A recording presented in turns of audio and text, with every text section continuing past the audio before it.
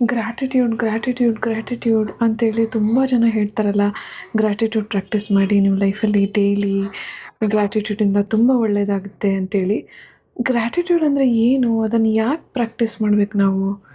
Gratitude ಅಂದರೆ ನಮ್ಮ ಲೈಫಲ್ಲಿ ಎಲ್ಲ ಪರ್ಫೆಕ್ಟ್ ಆಗಿದೆ ಅಥವಾ ನಾವು ಎವ್ರಿ ಡೇ ಹ್ಯಾಪಿಯಾಗಿರಬೇಕು ಅಂತ ಅಲ್ಲ.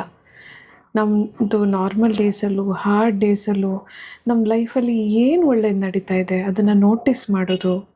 ಯಾವ್ದು ಆಲ್ರೆಡಿ ಓಕೆ ಆಗಿದೆ ನಮ್ಮ ಲೈಫಲ್ಲಿ, ಯಾವ್ದು ನಮ್ಗೆ ಸಪೋರ್ಟ್ ಮಾಡ್ತಾ ಇದೆ ಅದನ್ನು ನಾವು ನೋಟಿಸ್ ಮಾಡಿ, ಅದನ್ನು ಅಪ್ರಿಷಿಯೇಟ್ ಮಾಡಿ, ಅದಕ್ಕೆ ಒಂದು ಥ್ಯಾಂಕ್ ಯು ಹೇಳ್ತೀವಲ್ಲ, ಅದು ಗ್ರ್ಯಾಟಿಟ್ಯೂಡ್ ಅಂದರೆ. Even for the smallest things ನಾವು ಥ್ಯಾಂಕ್ ಯು ಹೇಳ್ಬೋದು.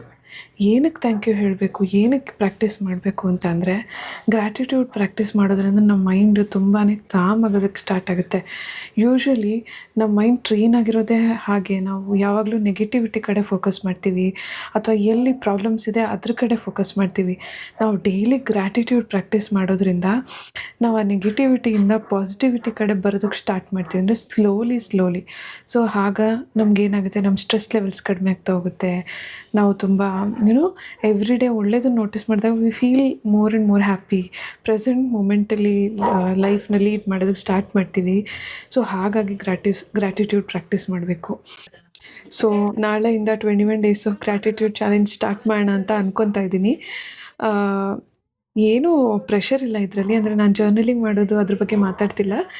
Just saying thank you for one particular thing that happened good in our life. ಅವತ್ತಿನ ದಿವಸ ಏನು ಒಳ್ಳೆಯದಾಗಿದೆ ಅದನ್ನು ನಾವು ನೋಟಿಸ್ ಮಾಡಿಬಿಟ್ಟು ನಮ್ಮ ಅವೇರ್ನೆಸ್ಸಿಗೆ ತೊಗೊಂಡು let's say thank you for that. So ನಾಳೆಯಿಂದ ಸ್ಟಾರ್ಟ್ ಮಾಡ್ತಾ ಇದ್ದೀನಿ. ನಿಮಗೂ ಇದು ಕರೆಕ್ಟ್ ಅಂತ ಅನಿಸಿದ್ರೆ ನೀವು ಜಾಯ್ನ್ ಆಗ್ಬೋದು. So let's say one small thank you for the good thing that is happening in our life. So thank you. Bye.